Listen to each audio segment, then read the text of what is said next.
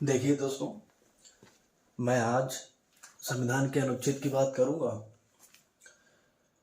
और जो भी संविधान के अनुच्छेद होते हैं 1 से लेकर के 395 तक, उनकी मैं बात करूंगा। तो यहाँ पे देखेंगे आप सबसे पहले कि संविधान क्या होता है ना। अगर आप करेंगे बात संविधान क्या होता है यहाँ पे, तो देखेंगे भाई संविधान में, अगर आपने देखा संविधान में वो ऐसी सारी चीज़ें लिखी होती हैं, ऐसे सिद्धांत लिखे होते हैं, ऐसे नियम और कानून जिनके द्वारा प्रशासन चलाया जाता है किसी देश का। तो आप बोलेंगे इसमें किसी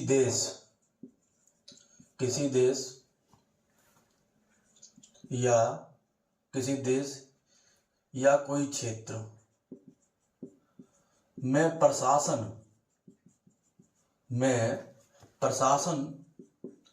को चलाने वाले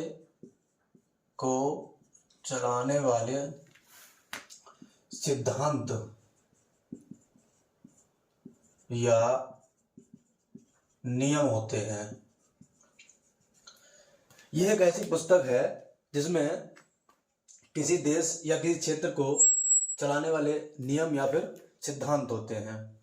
अब देखा है आपने, यहाँ पे बात आती है कि इनके भाग को लेकर के, संविधान के भाग जिस तरह से पुस्तक में पाठ होते हैं उसी तरह संविधान में भाग होते हैं। तो पूछ लिया जाता है कि संविधान में भाग संख्या कितनी होती है। तो जब संविधान बना था, मूल संविधान बना था 26 नवंबर 1949 को, लागू हुआ था 1950 को। तब यहाँ पर कितने भाग थे मूल संविधान में? तब की संख्या 22 होती है। फिर पूछा था वर्तमान में कितने होते हैं। वर्तमान में इनकी संख्या हो जाती है 25। इन्हीं में का खा करके जोड़ देते हैं। वैसे संख्या तो 22 है, इन्हीं में से कुछ एक बढ़ जाते हैं, का खा करके ये होता। फिर इन्हीं भाग के बाद में फिर बात आती है अनुसूची की। अनुसूचियां जिस तरह से किसी पुस्तक में इकाई होती है, उस इकाई के अंदर होते हैं, उस पाठ होते हैं, उसी प्रकार से यहाँ पे अनुसूचियां होती हैं। तो अनुसूची संख्या मूल संविधान में कितनी थी? मूल संविधान में पूछा जाता है, संख्या इनकी होती है 8। और वर्तमान में कितनी होती है? वर्तमान में संख्या हो जाती है 12 वर्तमान में। तो ये प्रश्न आपको याद रखना है कि जब संविधान बना था, मूल संविधान में अनुसूची कितनी थी? 8, और वर्तमान में होती है 12। अब इन अनुसूचियों में अनुच्छेद बांट दिए गए, इनके अंदर छोटे छोटे अनुच्छेद। उन अनुच्छेद में नियम और कानून लिखे होते हैं, ठीक है। तो आप देखेंगे कि जब संविधान बना था, यानी कह सकते हैं मूल संविधान में कितने अनुच्छेद होते हैं? मूल संविधान में अनुच्छेद की संख्या होती है 395। और इन्हीं में काखा को और जोड़ लिया जाए, अगर काखा को अगर और जोड़ दिया जाए तो लगभग 465 वर्तमान में। तो वर्तमान में अगर पूछ लें तो कितने अनुच्छेद होते हैं? लगभग 465 अनुच्छेद होते हैं, ठीक है। और ये अनुच्छेद यही मुझे पढ़ना है आज। तो मैं देखूंगा कि इनमें से 395 में कौन कौन से महत्वपूर्ण होते हैं, जो हर एग्जाम के लिए महत्वपूर्ण होते हैं, उनकी बात करूंगा। तो यहां देखना है 395 में से कौन कौन से खास हैं, उनकी मैं बात करूंगा। तो देखेंगे यहाँ पे सबसे पहले भाग को भी उठा लेंगे साथ में, और अनुच्छेद, कौन से भाग में कितने अनुच्छेद होते हैं, क्या क्या उनमें लिखा होता है, उनकी मैं बात कर लूंगा। सबसे पहले भाग आता है 1। सबसे पहले भाग आता है 1, और इस भाग का नाम होता है संघ और उसका राज्य क्षेत्र। यानी यहां पर जो संघ की बात करी गई, ये बात की गई देश की, है ना। और इस देश में कितने राज्य होते हैं? 28 राज्य। देश बोले तो भारत, और उसमें राज्य की संख्या कितनी होती है? 28 राज्य होते हैं। 28वां राज्य तेलंगाना होता है, 2014 बनता है। तो कुल मिलाकर के राज्य कितने होते हैं? 28। भाग 1 में जो देश है उसके बारे में और राज्यों के बारे में बात करेगी। जो अगर मुझे अनुच्छेद कहां से कहां तक होता है तो इसका जो विस्तार होता है वो अनुच्छेद 1 से लेकर के 4 तक होता है। अनुच्छेद 1 से 4 तक होता। अनुच्छेद 1 की अगर बात कर लूं यहाँ पे, अनुच्छेद 1 आर्टिकल 1 की अगर बात करें तो इसमें होता है भारत अर्थात इंडिया। भारत अर्थात इंडिया ये संवैधानिक नाम होता है। अगर आपसे पूछ लें कि भारत का संवैधानिक नाम क्या होता है तो इंडिया और भारत। संविधान में इसको 2 ही नामों से संबोधित किया गया है। इन्हीं संविधान में भारत के 2 नाम, एक तो भारत है और एक इंडिया।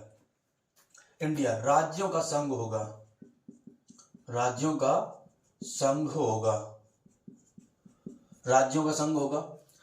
यहां पे संघ का मतलब है कि कोई भी राज्य भारत से अपनी मर्जी से अलग नहीं हो सकता है या कोई अपना एक नया देश नहीं बना सकता है, वो इसके साथ में रहेगा। फिर बात करें अनुच्छेद 2 की। जो अनुच्छेद 2 होता है इसमें होता है नए राज्यों का प्रवेश। नए राज्यों का प्रवेश। अगर कोई विदेशी राज्य, विदेशी देश या कोई राज्य भारत के साथ मिलना चाहता है, ठीक है, तो अनुच्छेद 2 के तहत भारतीय संघ में प्रवेश कर सकता है, उसको प्रवेश किया जा सकता है, ठीक है। और नए राज्यों की स्थापना, नए राज्यों की स्थापना। अगर कोई नया राज्य बनना है भारत में तो वो नए राज्य का निर्माण कैसे होगा? अनुच्छेद 2 के तहत। और ये काम होगा संसद की सलाह से, संसद के द्वारा। यहां पर राज्य का हस्तक्षेप नहीं होता है, राज्य की कोई मर्जी नहीं होती, यहां पर संसद के द्वारा ये काम किया जाएगा। फिर आता है अनुच्छेद 3।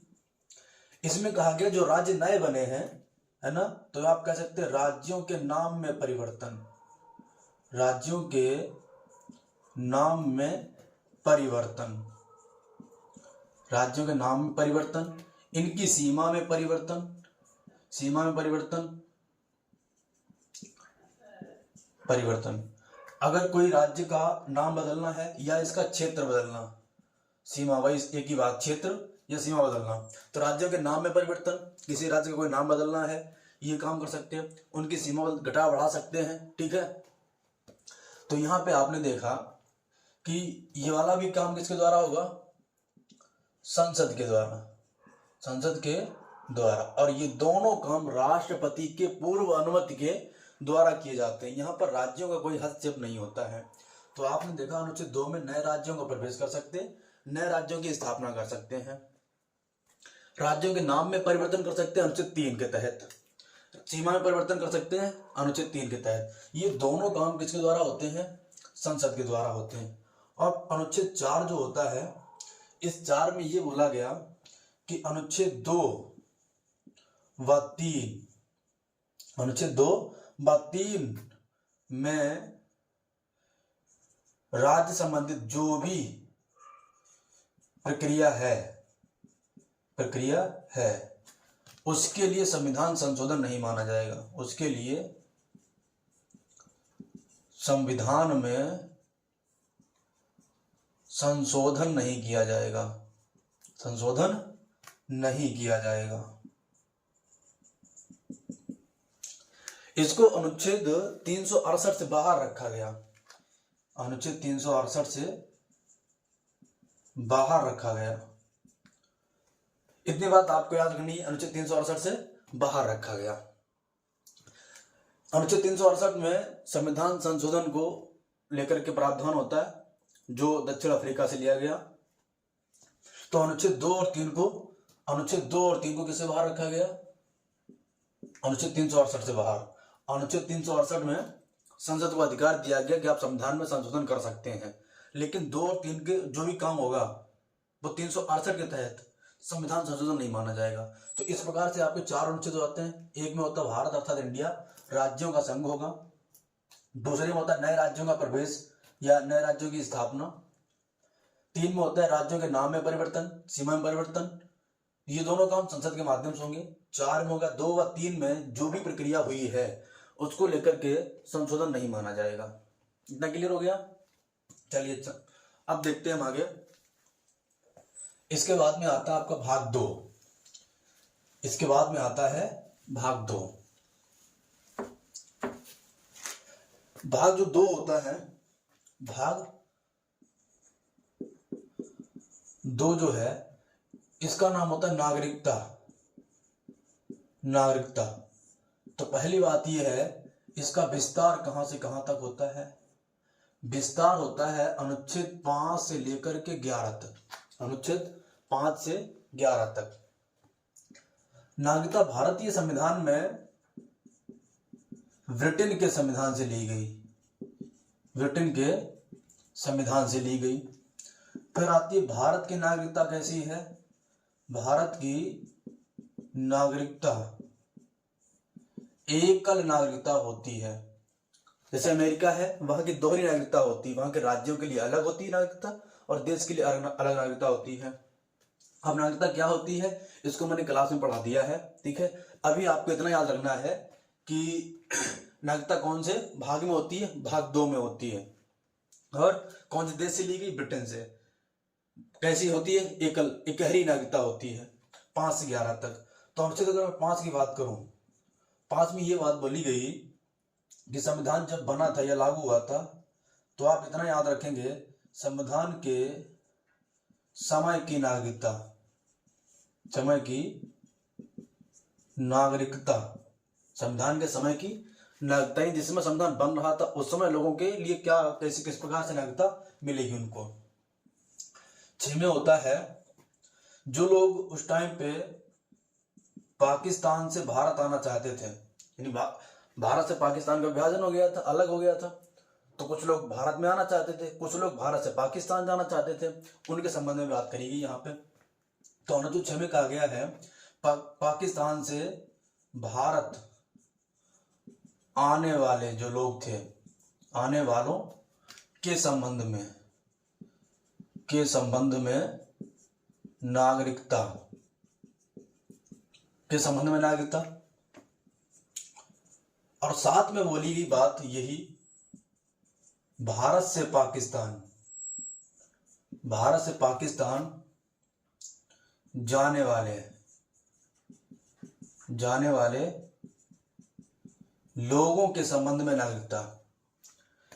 इसमें क्या है, संविधान जब बना था अनुच्छेद 5 में उस समय की नागरिकता होती है, 6 में होती पाकिस्तान से भारत आने वाले, और साथ में होता है भारत से पाकिस्तान जाने वाले, जो लोग वहां जाना चाहते हैं उनके संबंध में क्या होंगे प्रावधान इनको लेकर के होता है। 8 में कहा गया कि जो लोग विदेश में रह रहे हैं, विदेश में रह रहे लोगों के संबंध में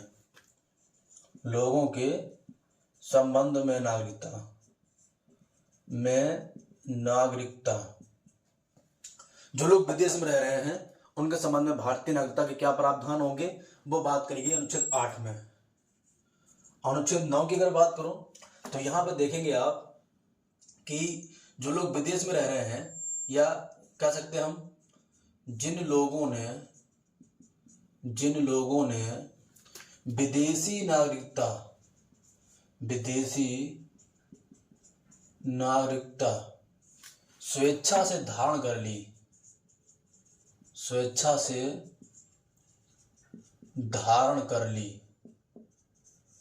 उनके संबंध में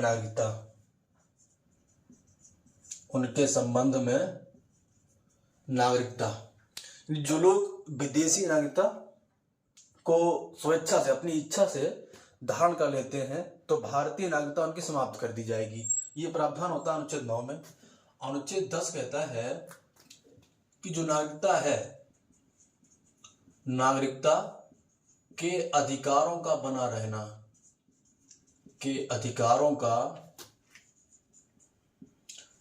रहना, ये कभी समाप्त नहीं होंगे। अनुच्छेद 10 कहता है नागरिकता के अधिकारों का बना रहना। 11 में क्या है? 11 में होता है नागरिकता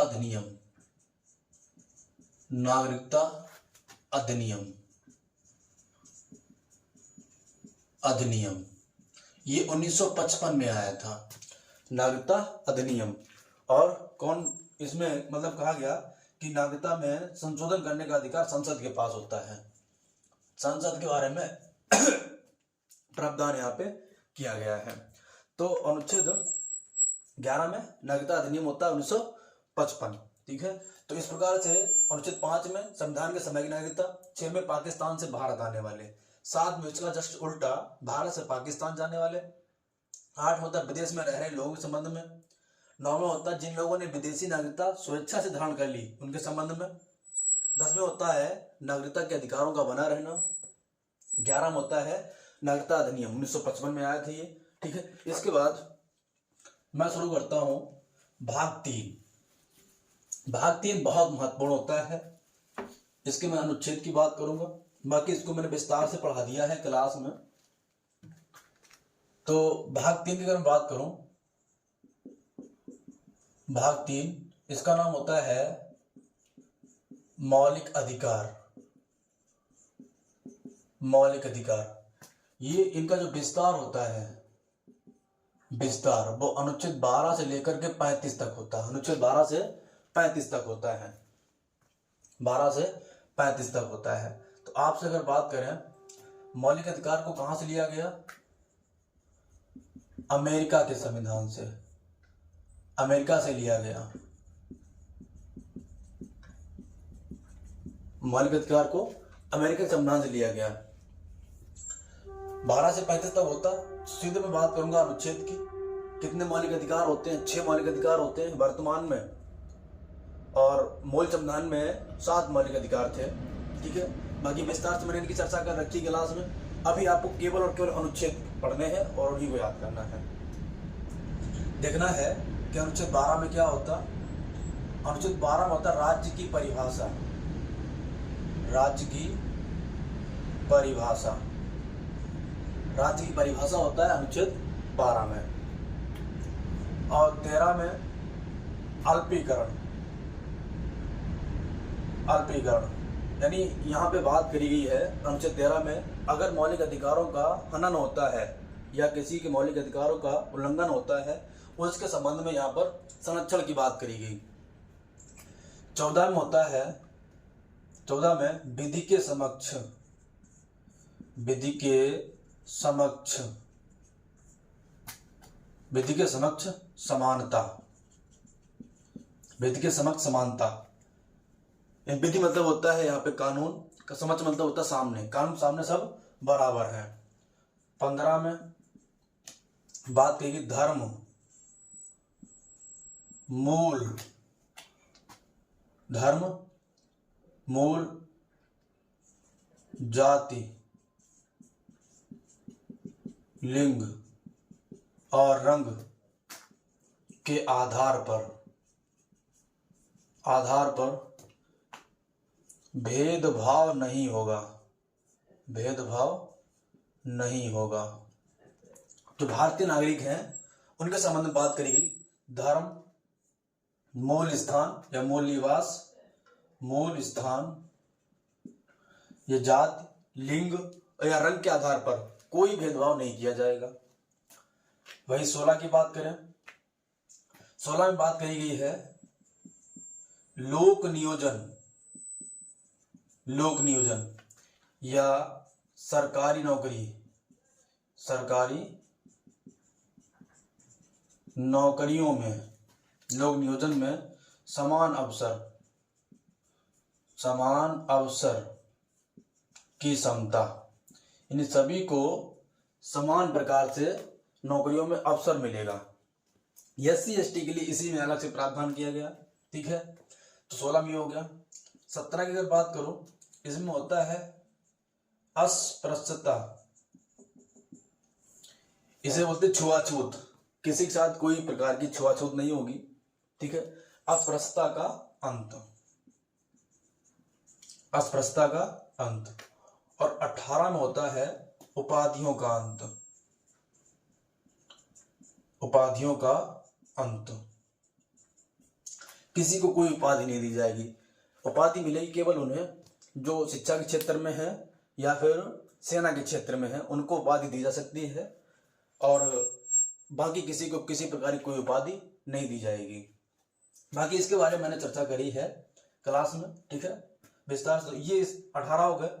इसके बाद में आप देखेंगे जो 18 के बाद में आता है, 18 के बाद में आपका होना है 19, अनुच्छेद 19। 19 कहता है वाक एवं अभिव्यक्ति, वाक एवं अभिव्यक्ति की स्वतंत्रता। प्रेस इसी के अंतर्गत आता है, मीडिया के जो लोग होते हैं इसी के अंदर, यानी बोलने का अधिकार इसी में होता है आपका, ठीक है, अपना सम्मेलन करने का अधिकार होता है, सभा बनाने का अधिकार होता है, भारत में कहीं पर घूमने की आज़ादी होती है, कहीं पर निवास करने की आज़ादी इसी में होती है, कोई सा व्यापार करने की आज़ादी इसी में होती है, ठीक है। तो अनुच्छेद 19 हो गया। अनुच्छेद 20 की अगर बात करें तो इसमें होता है अपराधी के संबंध में संरक्षण, अपराधी के संबंध में संरक्षण, अपराधी के संबंध में संरक्षण। जो व्यक्ति अपराध करता है उनके संबंध में यहां बात करी गई है अनुच्छेद 20 में।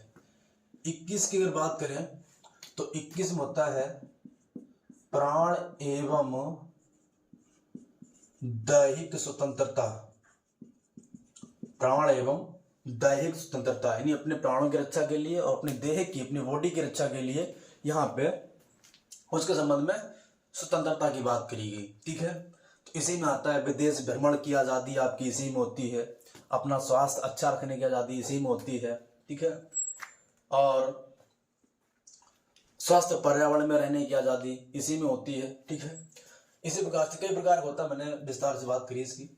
फिर अनुच्छेद 22 की बात करें, गिरफ्तारी के संबंध में, गिरफ्तारी के संबंध में संरक्षण, गिरफ्तारी के संबंध में संरक्षण, ये अनुच्छेद 22 में होता है। किसी को कोई गिरफ्तार करने आता है तो इसमें कहा गया कि आप उससे पूछ सकते हैं, कारण पूछने का अधिकार, ठीक है, मनपसंद कानूनी सलाह लेने का अधिकार, ठीक है, इसी में होता है कि आप कोई सा वकील चुन सकते हैं, ठीक। आपको इतना याद रखना है गिरफ्तारी के संबंध में संरक्षण। फिर अनुच्छेद 23 की बात करूं, 23 में क्या है कि जो मानव व्यापार नहीं कर सकते, मानव व्यापार नहीं करवा सकते आप, बंधुआ मजदूरी, किसी से बंधुआ मजदूरी नहीं करवा सकते,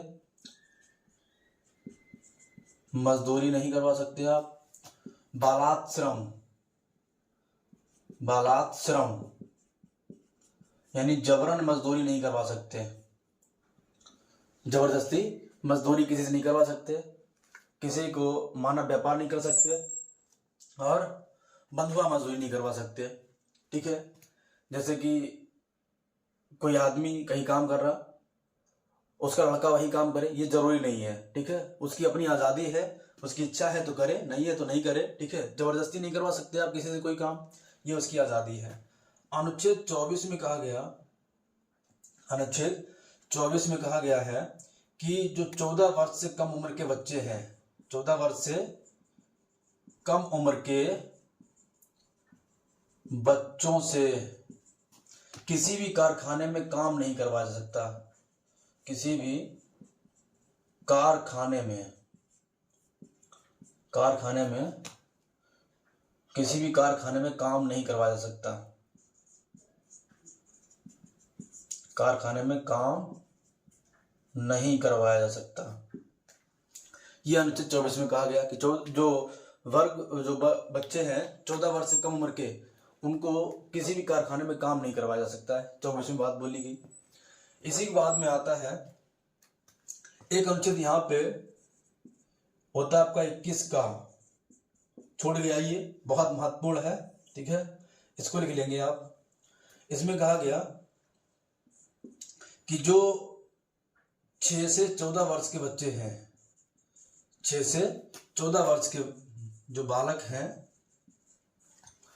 बालकों को निःशुल्क शिक्षा का प्रावधान किया गया, निःशुल्क शिक्षा का प्रावधान, शिक्षा का प्रावधान किया गया। इसमें 6 से 14 वर्ष के बच्चों को किसी प्रकार की कोई शिक्षा में फीस या फिर ऐसा कुछ नहीं होगा कि उसे कोई प्रकार का शुल्क लिया जाए। सरकारी संस्थानों में फ्री शिक्षा उसको दी जाएगी। ये जोड़ा कब गया था? संविधान में एक संशोधन हुआ था, 86वां संविधान संशोधन। 86वां संविधान संशोधन 2002 में हुआ था, तब इसको जोड़ा गया था 2002 में। 86वां संविधान संशोधन 2002 में जोड़ा गया था इसको 21 का को, ठीक है। इसको 21 के बाद लिख लेंगे, ठीक है। इसी के बाद में अगर बात करूं, जो अगला है आपका 25 नंबर का, उसमें आप देखेंगे धार्मिक स्वतंत्रता को लेकर के अनुच्छेद जो 25 है, इसमें होता है धार्मिक स्वतंत्रता। धार्मिक स्वतंत्रता यानी आप किसी भी धर्म को अपना सकते हैं, किसी भी धर्म को अपना सकते हैं, उसको मान सकते हैं, उसमें किसी प्रकार का कोई आचरण है तो उसको धारण कर सकते हैं। तो आप बोल सकते हैं धर्म अपनाना, मानना और आचरण धारण करना। आचरण धारण करना ये होता है अनुच्छेद 25 में। किसी प्रकार का कोई धर्म जो हमारी इच्छा होगी, बस ये काम जबरदस्ती नहीं करवाया जाए। मेरी इच्छा है तो मैं कोई सा भी धर्म मान सकता हूं। उनमें किसी प्रकार का कोई पहनावा है, कोई रीति रिवाज है, उसको बोलते हैं आचरण, ठीक है। तो किसी प्रकार का कोई आचरण अगर है तो वो मैं धारण कर सकता हूं। फिर आता है अनुच्छेद 26। तो यहां बात करी गई धर्म के संबंध में, धर्म के संबंध में प्रावधान, संबंध में प्रावधान या प्रबंधन करने किया जाए। प्रबंधन या प्रबंधन, धर्म के संबंध में प्रबंधन या इंतजाम, धर्म के संबंध में कोई भी काम करना है आपको तो इसमें कर सकते 26 में। फिर 27 में बात कही गई कि जो धार्मिक कार्य होंगे, धार्मिक कार्यों में खर्च की गई राशि, खर्च की गई राशि पर कोई टैक्स नहीं लगेगा, कोई टैक्स नहीं लगेगा, कोई कर नहीं देना होगा आपको, ठीक है। वैसे आप कोई भी चीज लेने जाते हैं, अगर आपने 4-5 लाख रुपए का कोई चीज खरीदी तो उस पर क्या होता है, टैक्स देना पड़ता है। इसलिए चीजें लोग किस्तों पर खरीदते हैं। लेकिन धर्म में कोई धार्मिक कार्य किया आपने, उसमें कितनी भी राशि खर्च हो जाए तो राज्य सरकार को जवाब नहीं देना होता कि पैसा कहां से लाए। तो अनुच्छेद 27 में कहा गया कि धार्मिक कार्यों में खर्च की गई राशि पर कोई टैक्स नहीं देना होगा। 28 में है, 28 में होता है कि जो सरकारी संस्थान है, सरकारी संस्थानों में किसी प्रकार की धार्मिक शिक्षा नहीं दी जाएगी। किसी प्रकार की धार्मिक शिक्षा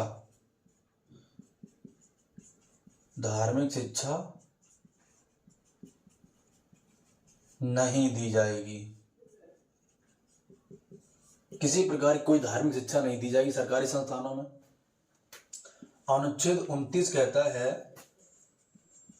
अल्पसंख्यक, जो अल्पसंख्यक वर्ग के लोग हैं, अल्पसंख्यक के हितों का संरक्षण, के हितों का संरक्षण। अल्पसंख्यक कौन होते? अल्पसंख्यक जिनकी भारत में आबादी कम है, जैसे हिंदू बहुसंख्यक है, मुस्लिम, जैन, बौद्ध, ईसाई ये अल्पसंख्यक माने जाते हैं। इनके संबंध में संरक्षण होता। अनुच्छेद 30 कहता है जो अल्पसंख्यक हैं, अल्पसंख्यक शिक्षा संबंधी प्रावधान, शिक्षा संबंधी प्रावधान, अल्पसंख्यकों के शिक्षा संबंधी प्रावधान अनुच्छेद 30 में होते हैं। इतना हो गया। इसके बाद में अब जो मैं बात करूंगा आगे वो होता है अनुच्छेद 31। अनुच्छेद 31 की अगर बात करूं तो अनुच्छेद 31 में होता है पहले, अब ये खाली है, निरसन कह सकते हैं इसको हम, खाली है। यहाँ पे पहले संपत्ति का अधिकार था, उसको अब कानूनी अधिकार बना दिया गया। पहले ये मौलिक अधिकार की श्रेणी में आता था संपत्ति का अधिकार, अब इसको बना दिया गया कानूनी अधिकार, जो उठा करके अनुच्छेद 300 का में रख दिया गया, संविधान के भाग 12 में है वो।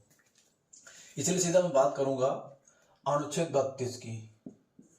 इसमें होता है संवैधानिक उपचारों का अधिकार, संवैधानिक उपचारों का अधिकार, उपचारों का अधिकार, संवैधानिक उपचारों का अधिकार इसमें होता है।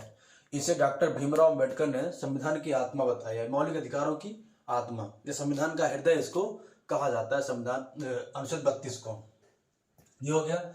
इसी में क्या होता है कि सुप्रीम कोर्ट और हाई कोर्ट रिट जारी करते हैं, जो 5 प्रकार की होती है। ठीक है, अभी आपको इतना याद रखना है कि अनुच्छेद 32 में संवैधानिक उपचारों का अधिकार होता है। फिर इसके बाद में आता है आपका भाग 4, फिर आता है भाग 4 जिसे बोलते हैं DPSP, direct principles of state policy, direct principles of state policy. ये होता है इसमें, इसे हम बोलते हैं राज्य के नीति निदेशक सिद्धांत, निदेशक सिद्धांत। इन्हें संविधान में तेज बहादुर स्प्रू की सिफारिश पर जोड़ा गया, सिफारिश पर जोड़ा गया। एक समिति बनी थी तेज बहादुर स्प्रू के नाम से, इसी की सिफारिश पर इनको संविधान में जोड़ा गया, जो भाग 4 में होते हैं। फिर बात आती है कौन से देश से लिया गया, तो आप कह सकते हैं आयरलैंड का जो देश होता है, आयरलैंड से लिया गया। यानी कि जो राज्य के नीति निर्देशक सिद्धांत हैं, इनको आयरलैंड के संविधान से लिया गया। फिर बात आती है विस्तार की, कहां से कहां तक होता है, तो अनुच्छेद होता है 36 से लेकर के 51, 36 से लेकर के 51 तक यहाँ पे होता। इसकी बात करें तो कौन कौन से होते 36 से लेकर के 51 तक, उसमें देखिए लिखेंगे इसको मैं आगे। तो अनुच्छेद 36 की अगर बात करें, अनुच्छेद 36 की अगर बात करूं तो 36 में आप देखेंगे, 36 में होता है राज्य की परिभाषा, राज्य की परिभाषा। 36 और अनुच्छेद 12, अनुच्छेद 12 और 36 ये दोनों लगभग समान हैं। ठीक है, तो अनुच्छेद 12 में भी राज्य की परिभाषा की गई और 36 में भी राज्य की परिभाषा बताई गई। 37 में क्या होता, 37 होता कि जो डीपीएसपी है, डीपीएसपी किसी भी न्यायालय द्वारा लागू नहीं होंगे, किसी भी न्यायालय द्वारा लागू नहीं होंगे, लागू नहीं होंगे, किसी भी न्यायालय द्वारा लागू नहीं होंगे। 38 अनुच्छेद जो होता है वो कहता है कि राज्य लोक निर्माण के लिए, लोक निर्माण के लिए सामाजिक आर्थिक,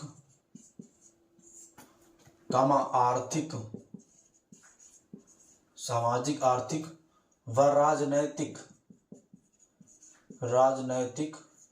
व्यवस्था करेगा।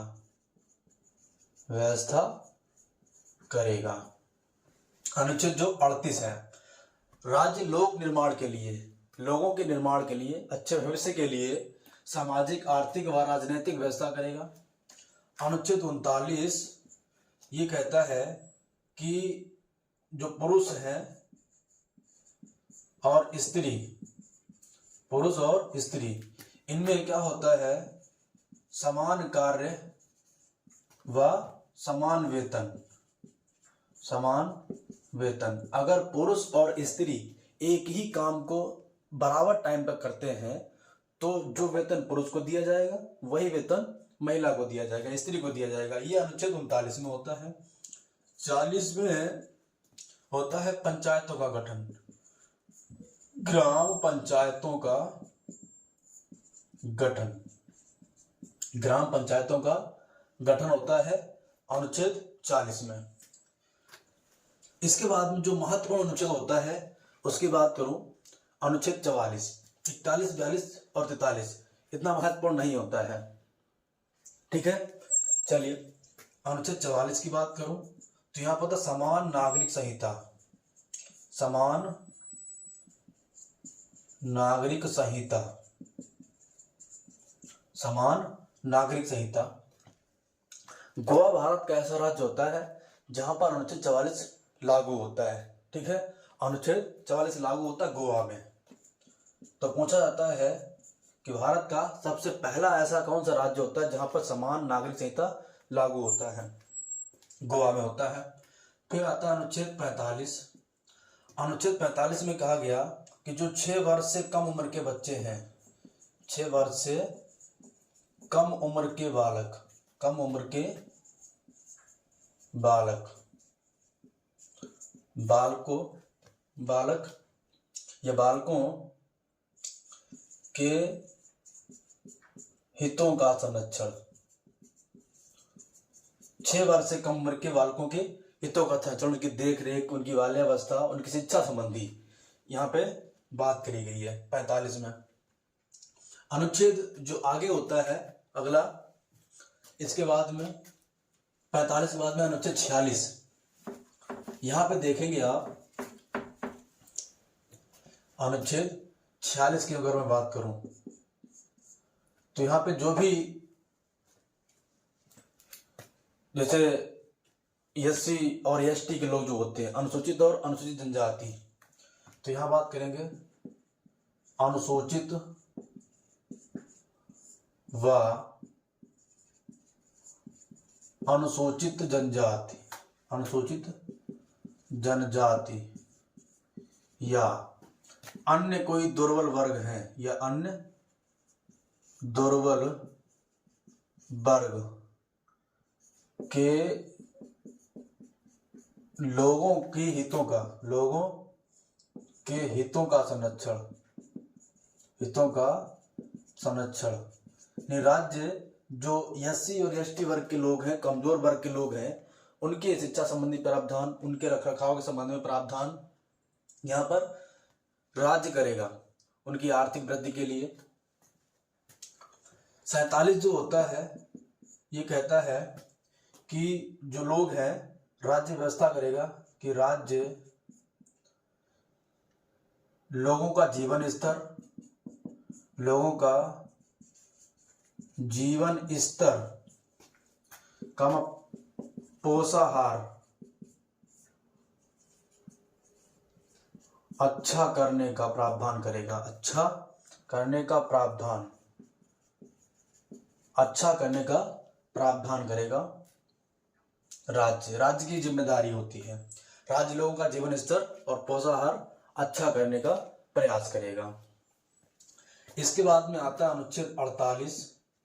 ये कहता है कृषि और पशुपालन, कृषि और पशुपालन, इनके बारे में यहाँ प्रावधान होता है अनुच्छेद 48 में, कृषि और पशुपालन को लेकर के। इसी के बाद आता है 48 का, अनुच्छेद 48 का, ये कहता है कि जो पर्यावरण है, पर्यावरण, पर्यावरण का संरक्षण, ये राज्य सरकार की जिम्मेदारी होती है कि वो पर्यावरण का संरक्षण करे। अनुच्छेद 49, जो राष्ट्रीय स्मारक होते हैं, राष्ट्रीय स्मारक, राष्ट्रीय स्मारकों का संरक्षण। राष्ट्रीय स्मारक क्या, जैसे ताजमहल हो गया, लाल किला, ऐसे करके ये राष्ट्रीय स्मारक होते हैं, इनका संरक्षण भी कौन करेगा? राज्य सरकार की जिम्मेदारी होती है। 50 में क्या है? 50 में कहा गया कि जो कार्यपालिका है, कार्यपालिका और कार्यपालिका व न्यायपालिका, कार्यपालिका व न्यायपालिका का पृथक्कीकरण, पृथक्कीकरण मतलब दोनों एक दूसरे से अलग हैं। अनुच्छेद 50 में कार्यपालिका का न्यायपालिका से पृथक्कीकरण ये हो गया। 51 में होता है अंतरराष्ट्रीय शांति और समझौता, शांति और समझौता, अंतरराष्ट्रीय शांति और समझौता, ये 51 में होता है। तो इस प्रकार से हमने 4 भाग खत्म कर लिए। पहला संघ और उसका राज्य क्षेत्र, दूसरा नागरिकता, तीसरा मौलिक अधिकार और चौथा आपका डीपीएसपी। ठीक है, तो अनुच्छेद 51 तक हो गया। बाकी का मैं अब जो आगे बनाऊंगा, आप यहां तक तो 100% याद कर लें जितने लिखाए हैं अनुच्छेद।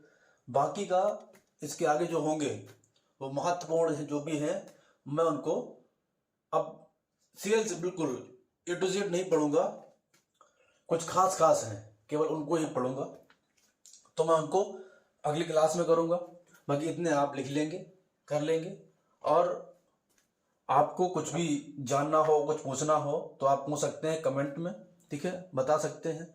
और क्लास कैसी लगी ये भी आप मुझे बताएं कमेंट में, ठीक है। चलिए मिलते हैं फिर अगली क्लास में, इसके आगे कंटिन्यू करेंगे। जो अगला पार्ट होगा, अगला भाग होगा उसकी, ठीक है।